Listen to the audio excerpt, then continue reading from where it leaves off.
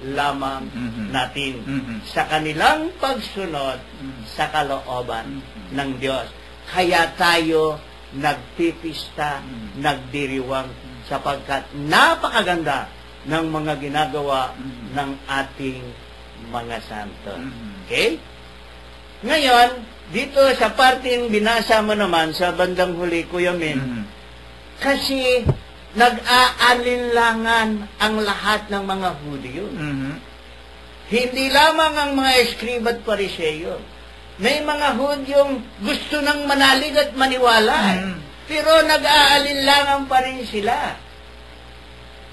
Ngayon, sinasabi ng diretsahan na ng Panginoon, yung mga pinakikita niyang kababalaghan, nagawa ng Ama dahil sa Kanya, ay pinagdidiinan na ng Panginoon.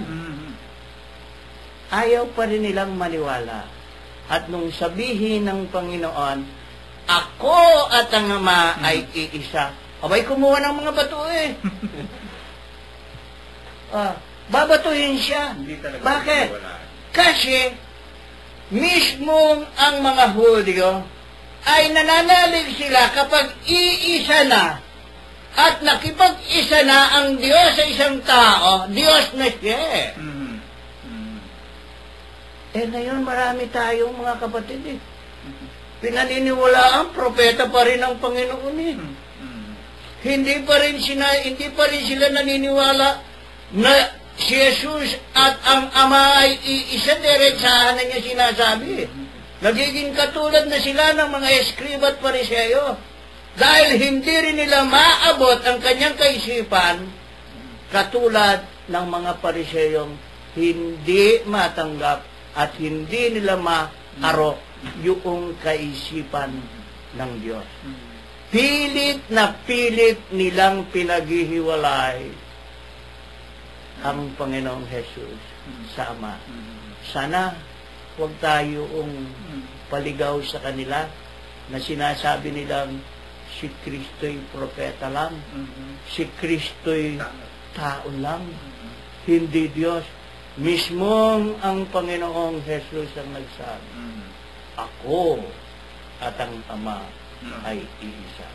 Kapag ang mga Hudyo'y nanalig na iisa sila ng Ama, Diyos na ang Panginoon. Kaya sabi niya, tinutularan mong Diyos. Sinasabing mo, ikaw ay Diyos. Dahil kapag pinaniwalaan nila yon, hindi pwedeng hindi sila susunod sa Kanya. Dahil si Kristo ay Diyos. Amen. Ayun. Binibiro nyo talaga, inililigwak ang katotohanan ng ditong mga eskriba at pariseyo. Sa panahon na ito, marami pa rin mga eskriba. Ay, marami. Marami mga eskriba. Marami, Kuya Min. Mga eskriba. Sobra. Ang gagaling sa Biblia Ito na, tinakwil ng mga Hudyo si Jesus. Yan medyo mahaba yan, pero nakita ho ninyo, nakakatuwa naman sapagkat marami mga feedback na dumarating sa atin na sisiyano kami sa inyo sapagkat yun hong inyong mga kasama, sabi sa akin, may kanya hong mga anggulo ng mga pagpapaliwanag sangayon ho doon sa mga nakalagay sa Biblia. So, nabibigyan ho namin ng puwang sa amin ang kami ay magsuri at nakikita ho namin yung direksyon ng inyong programa. Maganda. Salamat po sa inyong kuwan. Kaya nga ho kami rito ho na apat ho, itong aking mga kasama ho rito may kanya ho yan. Hindi ho nagkakapare-pare ho yan. Hindi ho nagkakapare. Kanya-kanya ho ang ipinipid ho ng Holy Spirit para ho lumabas. At nakikita naman ho ninyo at malalarawan sa inyong isipan kung ano ho ang pakahulugan ng aral ng Diyos sa atin ng tinutunghayan sa Banal na Aklat.